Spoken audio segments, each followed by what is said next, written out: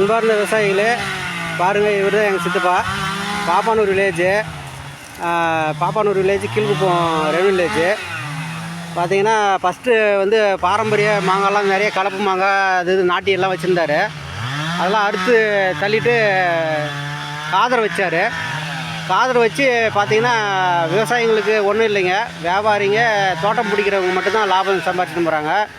அதனால் ஏன் சித்தப்பா அறுத்தல்றீங்க? அடுத்தது என்ன பண்ணுறீங்க? இது அறுத்தல்ட்டு என்ன பண்ணுறீங்க? தேங்காய் செடி வைக்கிறோம். ஏன் இதில் லாபம் வரலையா?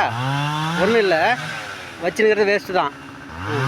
சரிங்க, இந்த நிலைமை நீடிச்சா நாங்கள் என்ன விவசாயிகளோட நிலைமை என்ன ஆகுறது? அப்படிங்களா? பாருங்கள், எங்களோட நிலைமையை பாருங்கள்.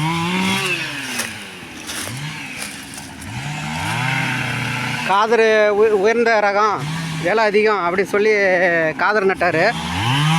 காதர் நட்டும் பார்த்தீங்கன்னா இடைத்தரகர்கள் தான் சம்பாதிச்சுன்னு போகிறாங்க, விவசாயிகளுக்கு ஒன்றும் இல்லை.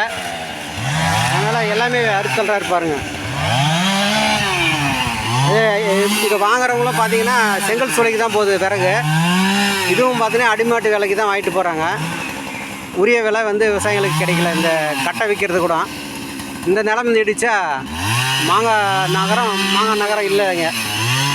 மாங்காய் நகரன்றது போயிடுச்சு. ஒவ்வொரு விவசாயி இதே மாதிரி பண்ணிட்டு வந்தால் இந்த நிலைமை வந்து டோட்டலாக மாறிடுச்சுங்க.